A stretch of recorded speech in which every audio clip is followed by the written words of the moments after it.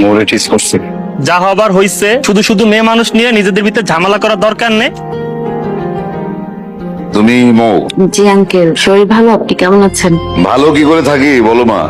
এই মাইনকে ভার্সিটি পাঠাই লেখাপড়া করার জন্য ক্লাসমেটকে মেরে রীতিমতো হসপিটালাইজ করে দেয়। আসলে আঙ্কেল, মাহিনের কোনো দোষ নেই। ছেলেগুলো অনেকদিন ধরে আমাকে উত্তপ্ত করছিল। এর জন্য তো বিশ্ববিদ্যালয়ের প্রশাসন আছে। আইনকে কেন হাত তুলতে হবে আরেকজনের গায়ে? এখন পুলিশ সামলাচ্ছে কে? জি আঙ্কেল, তা ঠিক।